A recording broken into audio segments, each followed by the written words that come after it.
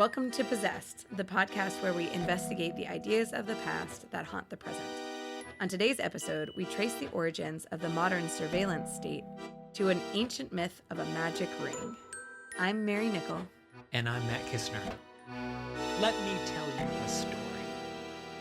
Once upon a time, in ancient Greece, in the kingdom of Lydia, there lived a shepherd.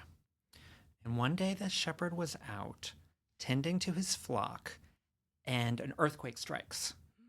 And it opens this huge fissure in the side of the mountain. So the shepherd goes in, and he discovers an ancient tomb. Bum, bum, bum, bum. And in the tomb, there's this horse, this like bronze horse. It's like ginormous. And on top of the bronze horse is this dead body. It's like humanoid, but it's way too big to be a human being, okay? And on its hand is a ring. So the shepherd takes the ring and he puts it on, and he discovers that when he turns it a certain way, it turns him invisible. Okay, so what does he do? He does what anybody would do with the magic ring of invisibility. He goes straight to the palace, where he proceeds to seduce the queen, win her over, assassinate the king, and then install himself as the new king of Lydia. And this is the story that is recounted by Plato in the Republic. I love this story. I love everything about this story. I love the title of the story. So it's called The Ring of Gyges. How awesome. I mean, that is like the most awesome. That sounds like the name of a Doctor Who episode. Or it sounds like a really pulpy fantasy novel from like the 1960s. It's a fad. And then I love the setup. Like, what is this huge body? Like, who was this dude that had this ring? I need a prequel. I need to know the backstory. It reminds me of like the beginning of Alien, where there's like the space jockey and everyone's obsessed with the space jockey and where did this thing come from? But instead of being surrounded by like alien eggs, it's surrounded by this like magic ring. So there's so much to love about the story. Another thing is the story is like an onion. It has so many layers. And so this is why it's like one of the favorite stories that people teach in philosophy classes and intro to philosophy classes, because it raises so many kind of provocative philosophical questions. And the usual questions it raises, I don't even want to talk about. I want to talk about a particular kind of issue that people often don't associate with this story. So it's this fundamental idea the story teaches about human nature. So it's about, how do people act when no one is watching them? How do you act when no one is watching you? So the first thing I know is apparently you dance. I was going to say that. You dance, what? Would you say you dance better? Maybe you dance more enthusiastically. Well, at least the wall plaque that everyone has in their like dining room says to dance as though no one knows. Right. Dance why? Like Why? I guess because you're like more enthusiastic or more sincere, or like maybe it's a better experience for you. Well, according to Plato, not only do you dance better, but you murder people. So that's the basic Plato idea, is that when no one is watching us, when we are invisible, it is like a license for bad behavior. It brings out vice. It brings out all of the worst in human nature. And so you find a similar kind of idea in The Lord of the Rings. So in The Hobbit, Bilbo finds a ring of invisibility. But at that point in the story, it's just an invisibility ring. But then as the story becomes more moral and develops in the series, it becomes like, no, the ring doesn't just make you invisible.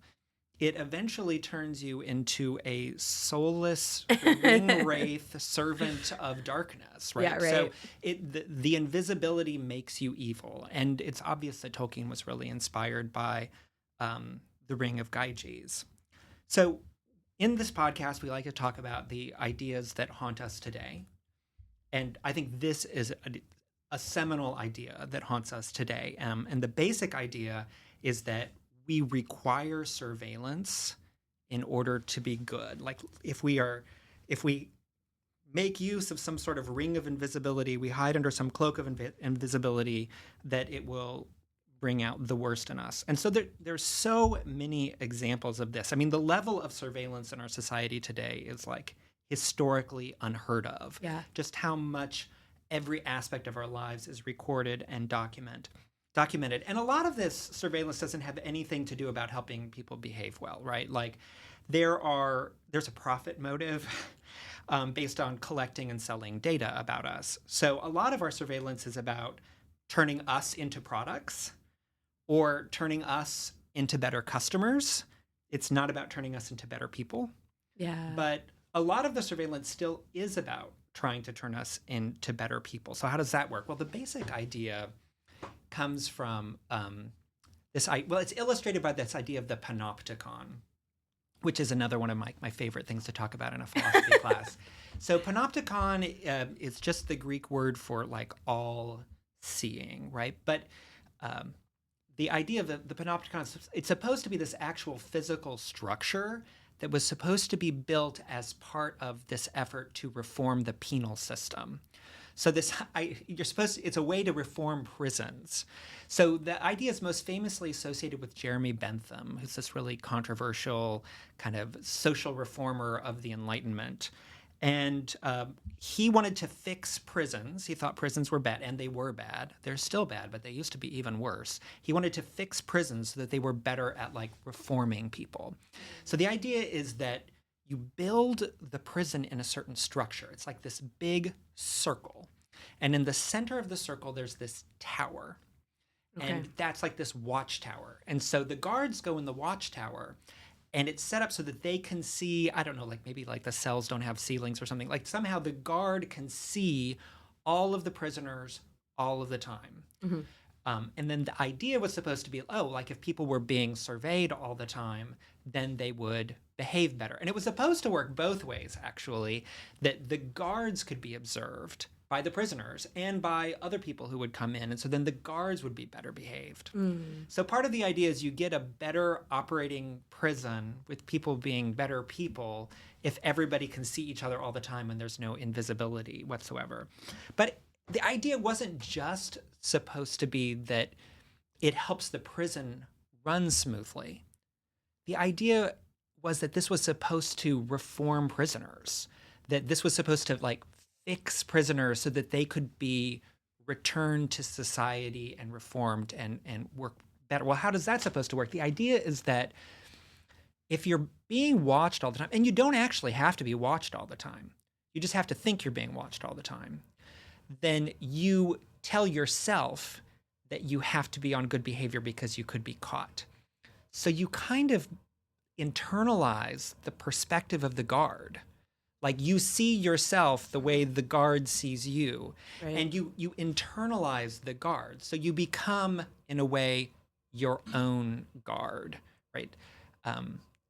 And this is this key idea of the Enlightenment of people like governing themselves, policing themselves, guarding themselves. This is supposed to be a kind of moral ideal. And so the idea is that people become better at doing this because of this surveillance mechanism. Anyway. Yeah. So in a way, it feels like Bentham's panopticon is like negative, the reverse image of the Ring of Gyges. Like these are two totally opposite images of the same exact kind of dynamic, or at least they claim the same sort of thing, that what it is to make a person good is to ensure that they're being watched. Yes, exactly. So it's like... And if the person is not watched, then they're sure to not be so good. Yes. So if a ring of invisibility is like a superpower, so if you've got a superhero, and they can make themselves invisible, the panopticon is like the kryptonite. The panopticon is like the opposite. It's like shuts down the power of invisibility. So if the power of invisibility can be used for evil, then the panopticon is the thing that stops it. And by analogy, then, the surveillance is the thing that stops it. That's supposed to be the antidote for our society, right? Wait, so are you into the panopticon?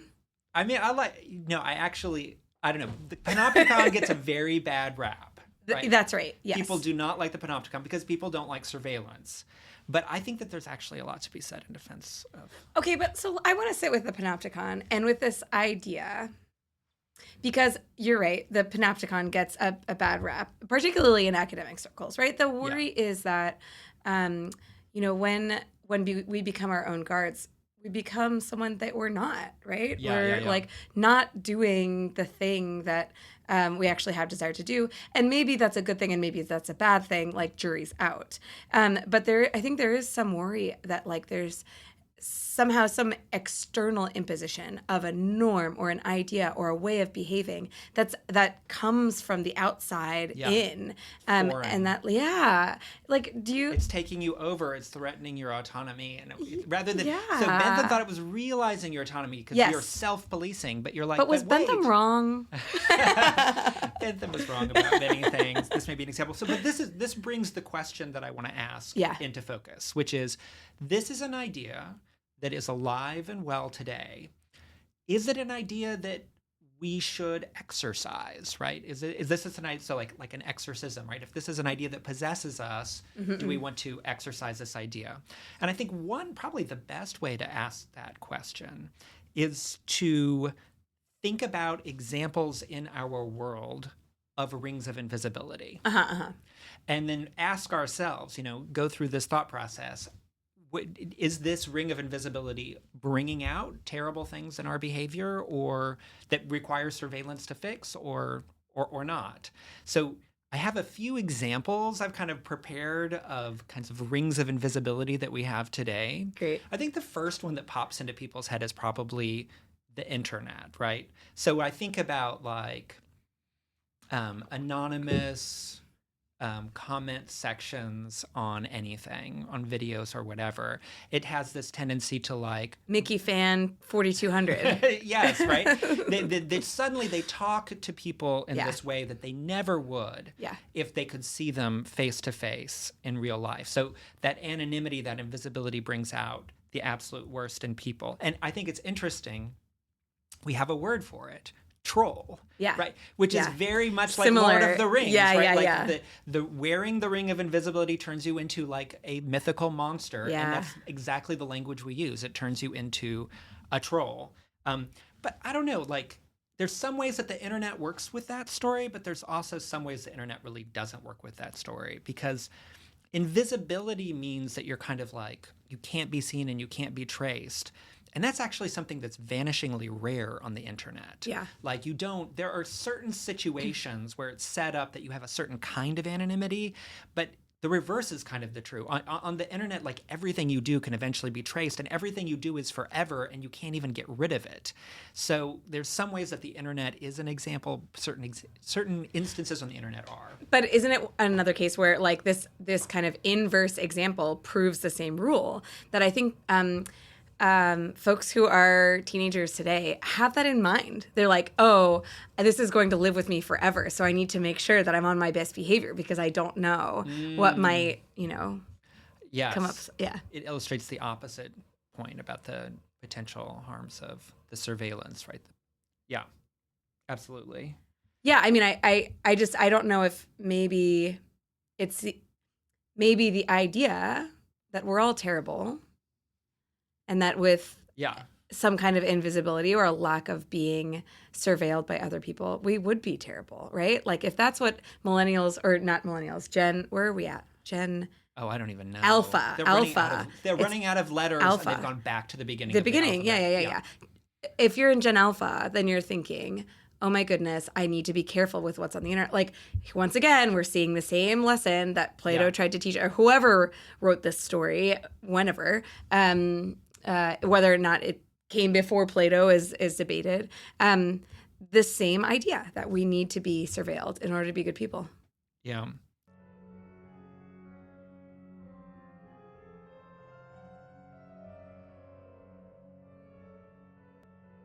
Okay, so I have other examples. Okay.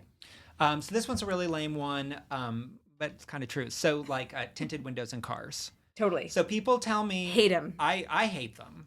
But I've never had a car with tinted windows, but people who have them tell me that they drive differently because their windows are tinted. And they like it, but as a person who's more likely to be the pedestrian, I don't like it.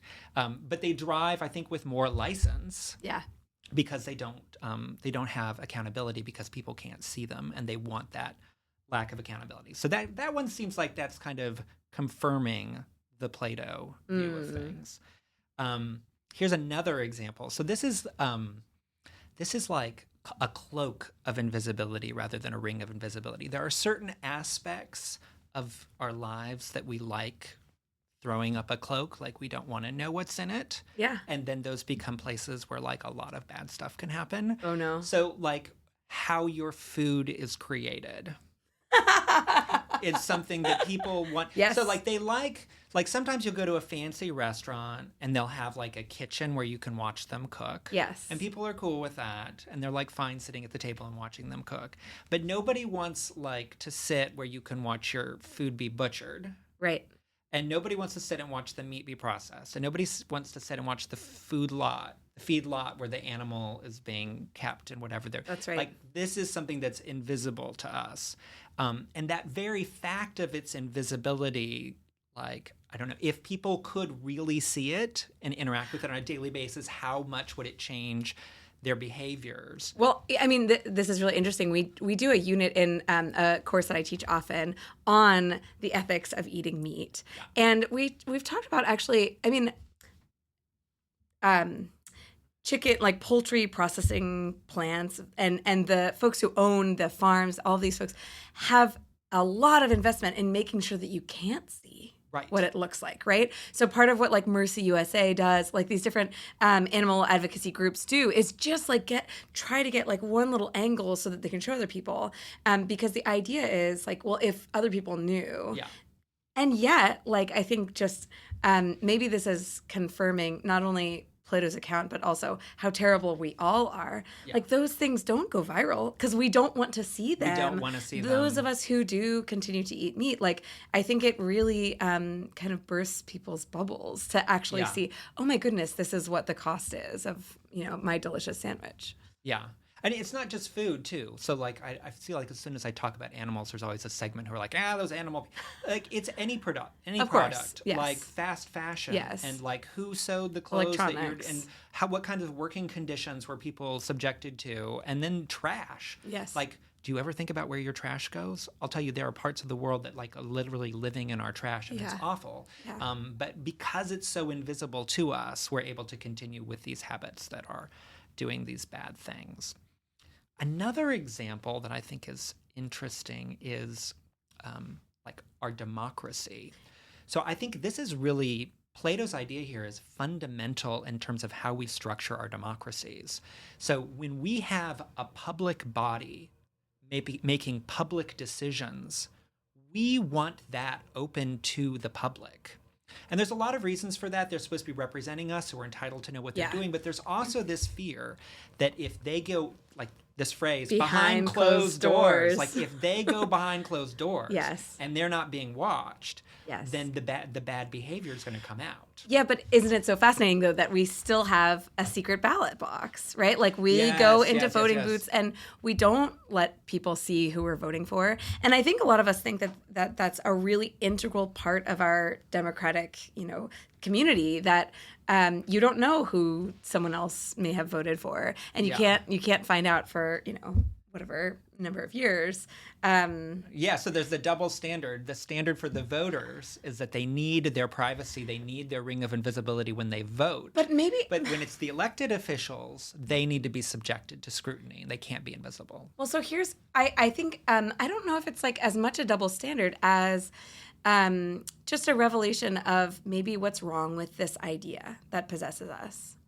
That there is a possibility when we are subjected to scrutiny in this way of faking it, of not being honest, of saying, yes, like I've got the guard has planted in my soul, but really the guard hasn't been planted in my soul, right?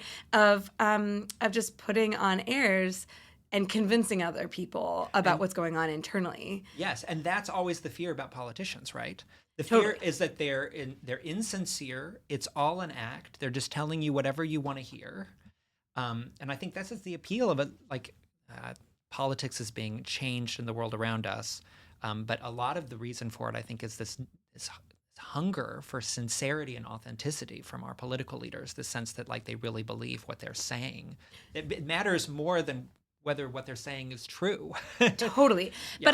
But isn't it so interesting that just like the dance like no one's watching plaque reminds us that sometimes authenticity is the most possible within the confines of, behind closed doors, within the confines of one's own space, where you Yeah. can dance like no one's watching, or Yeah, do yeah, whatever yeah. like no one's watching, right? Yeah. You can vote like no one's watching. Yeah. And presumably there's something really valuable about that. I mean, okay, so I'm not so sure that I think this idea needs an exorcism, but let me say that the places where I do wonder if maybe it does need an exorcism is like, I do think, Americans aren't doing this to the same degree as our European counterparts, but I do think we are starting to appreciate the importance of privacy.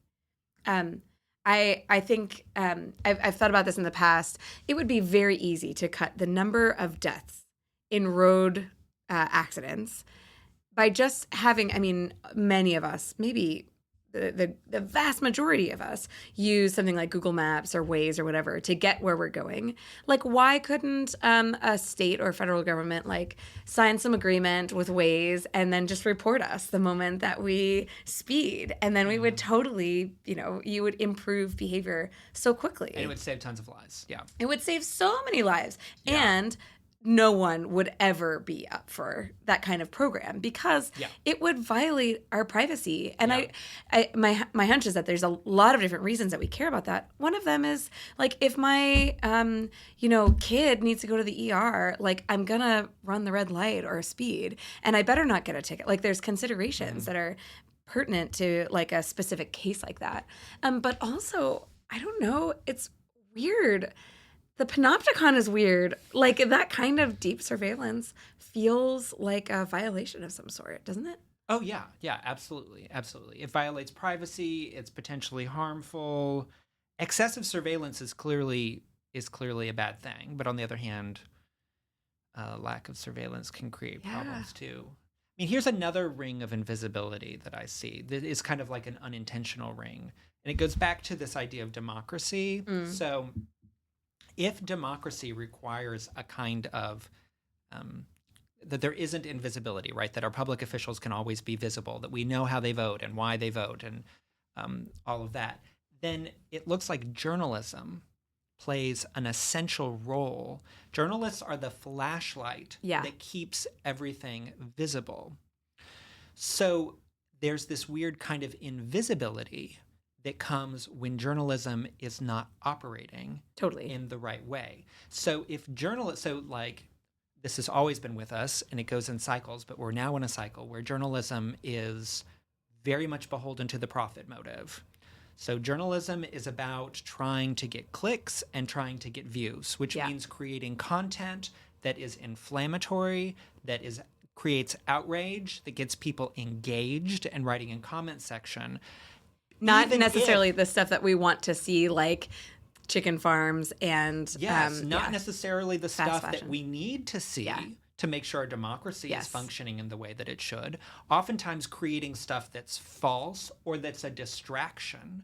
And disinformation and distracting information creates a kind of invisibility for the very institutions that we want to have a spotlight shined on them if journalism isn't operating in the right ways. Okay, totally. But journalists also are like allowed and even encouraged to use anonymous sources when it's necessary, right? So there's got to be a kind of valuable invisibility there. I mean, there's all of these like ethical commitments that journalists make that like, you're not going to use anonymous sources like willy-nilly, and there's all sorts of things that editors require. But I mean, like, isn't invisibility still like even prized in that case?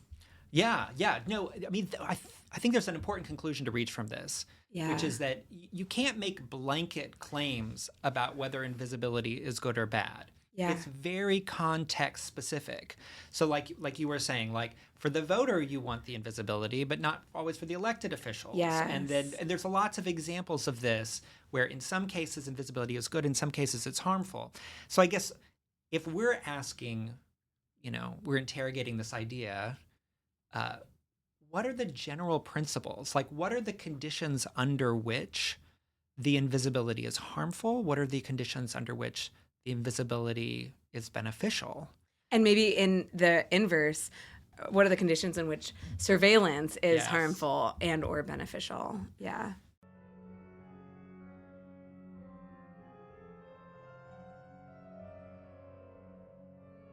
Yeah. Okay, where are you coming down on this, Matt? I mean, this is too big of a question for me to have like one good answer. I do have one wrinkle I want to make, like one very like massaged, qualified claim that I feel good about. So when I think about the harms of surveillance, so there's violating privacy, destroying our freedom, all of that kind of stuff. One of them sticks out for me, which is harming your autonomy, because this is precisely what Bentham's panopticon was supposed to get. It was supposed to get people who were more self-governing and independent. But there's a way that surveillance can often have the opposite effect, that it can undermine people's autonomy and make them slaves to a system. So an example of this that I see a lot is in my teaching. So I don't want my students to cheat. I don't think that's a good thing. There's kind of two routes that you can take. One route is you can say, oh, we're going to use the honor system in this class. Everybody, you are responsible for being your own policeman. We're all going to live up to this ideal and take ownership for making sure that we don't, break the rules. Or you can take the view that says, look, nobody's going to do that. I've got to create systems for monitoring them and penalizing them as the only way to make sure that they actually follow the rules. Now, I think the latter one that involves surveillance is probably more effective at keeping my students from cheating. But I also see that there's a cost. Yeah. Because the students no longer see it as their own responsibility for making sure that they don't follow the rules. Right. They think it's a game. And now the game now is they to want to game it. They want to game it. They want to beat the system. And so now they're like, rather than them being autonomous agents, they're like instead doing something else. They're like they're combatants with you in trying to make sure that the rules are followed. So even though it might be better at catching cheaters and making people follow the rules, it's, I think, undermining students' autonomy. And so I don't think all surveillance across the board is good. I want to find instances where surveillance can operate to curb people's natural tendencies towards bad behavior in certain situations, and also cases where surveillance doesn't stunt their autonomy, but promotes their autonomy, that helps them to become more self-governing. So I think we just need to be more critical about the instances where surveillance is helpful and instances where it's not. Yeah, that sounds right to me. I mean, my sense is that I don't know, but my sense about the original story, the story about Gyges, is not necessarily that anytime anyone ever has the ability to be invisible, that they will be corrupted, but that there's always a possibility.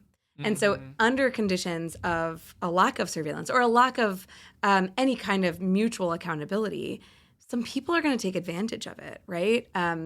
I'm thinking of like Madison's, if all men were angels. Like, this is why we need accountability, is because we're not all angels. And there's a little bit of non-angel in all of us. And so we need some kind of just a way of making sure that none of us is totally unaccountable to the people around us. But I do think the concern that I have about surveillance is not necessarily just like a particular form or a particular context, but who has access to it, who has the prerogative to say when we're going to surveil and when we're not, for whom, against whom we might use it. My sense is, and this is why I think there's a need for publicity, not just visibility among, Democratic politicians, and maybe a need for invisibility in the voting booth, is that we need to make sure that that the kind of the right levels and places and kind of power holders or shareholders in surveillance are applied. So like in the classroom example, I think if you're developing communal norms for, like, I like to ask my students, let me give you a situation. A student, their sibling died. What kind of accommodations ought we to offer? Here's the university policy. Are there any additional things? Like, what would you do in this kind of situation? And now here's a different situation, and that's a little bit less understandable or something like that. What would you do in this situation? So that we can be developing those norms, so that there's not just those are the guards up in the watchtower, and here's us in the cells, but actually there's a relationship where we're all actually caring for and considering one another in a more meaningful kind of mutual way. That's my sense. Yeah. No, that's good. So I like this idea that you have that, like, it's reminding us that surveillance is a power too. Like, one way to read the original story is that the ring of invisibility destroys the inherent equality among people. Right.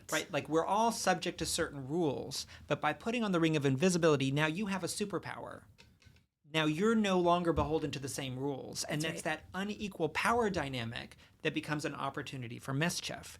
But if the ring of invisibility is a superpower, surveillance is a superpower too. That's right. And having the ability, right, to shine a flashlight into previously private places, that also creates an unequal playing field, which also creates opportunities for mischief. So I think your idea of, like, using surveillance in a way that doesn't create this inequality that's rife for abuse, but instead a way of, like, I don't know, helping each other to just behave better.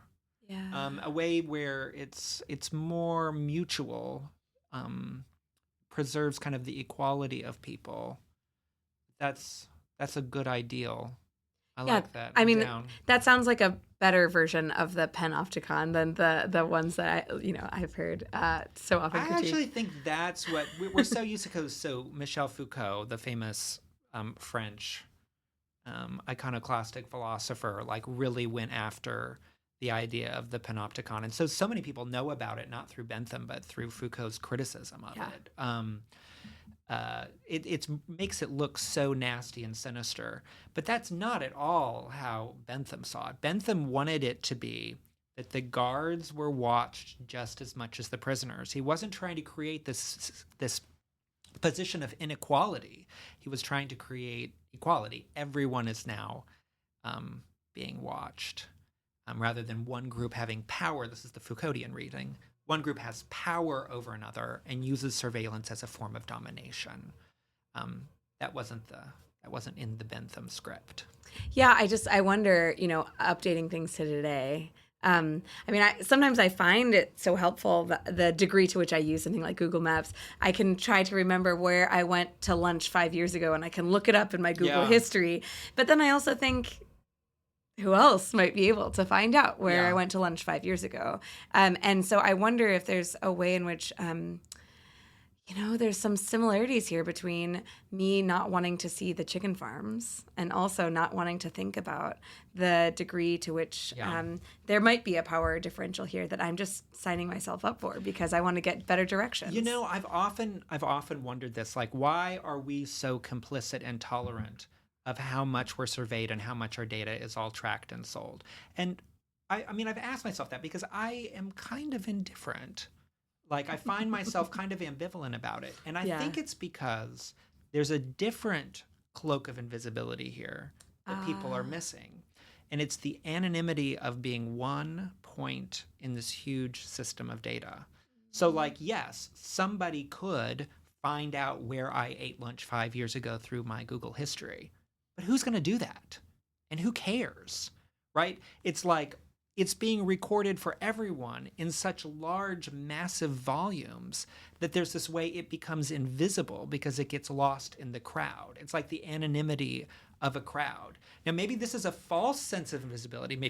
Maybe people shouldn't feel that way, but I do think that that's why they feel that way. They feel like, but somebody would have to go looking for where I ate lunch 5 years ago, and who's going to do that? Who has the time and energy to do that, even if they have the access? So here's my sense. And again, this is just on the anxieties that I have about the power inequalities, about surveillance, or about rings of invisibility. That data is packageable and sellable, such that you can learn different things about different demographics and categories of people.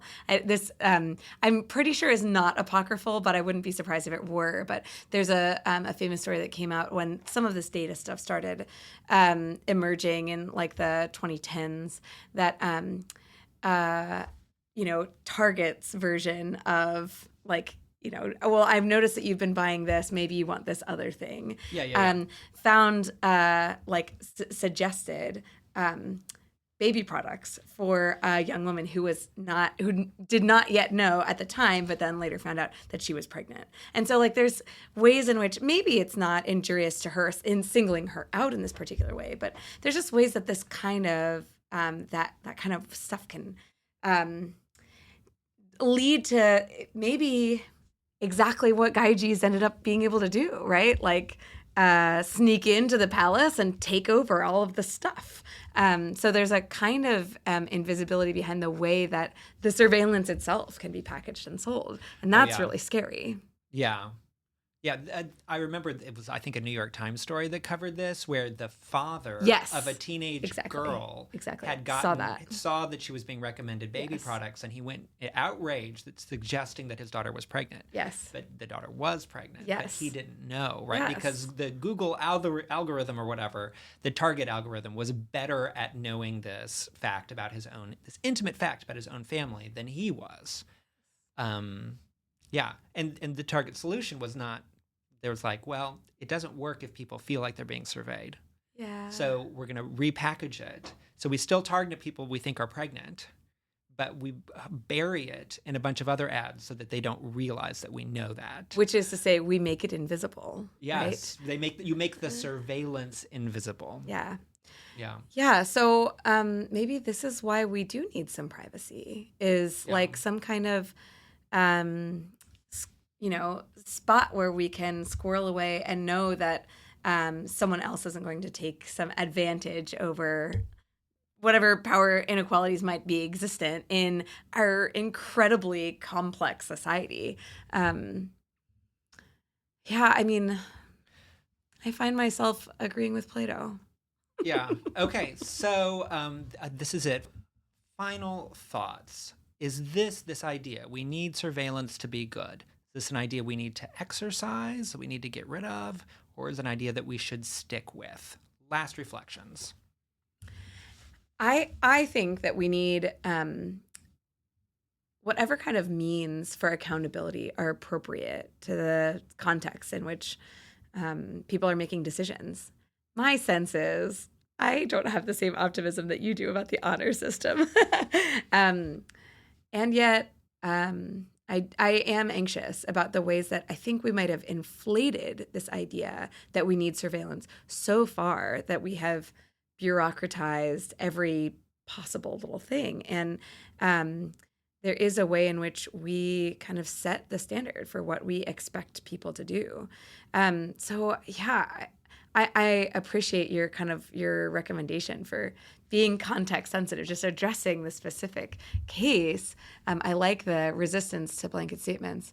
And also, I'm glad that there are people who are sounding the alarm about the dangers of hyper surveillance, because it too could make us not so great.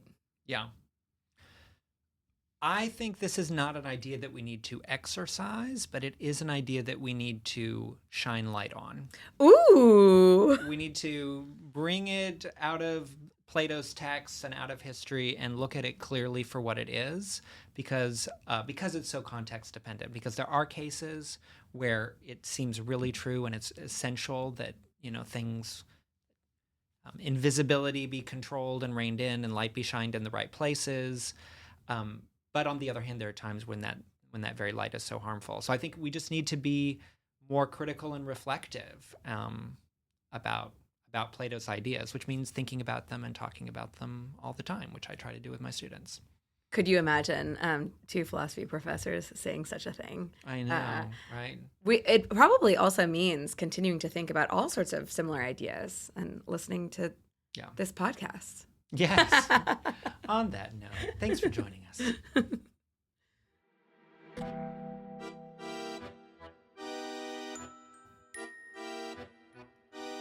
Possessed is made possible by a generous grant from the University of South Carolina Humanities Collaborative.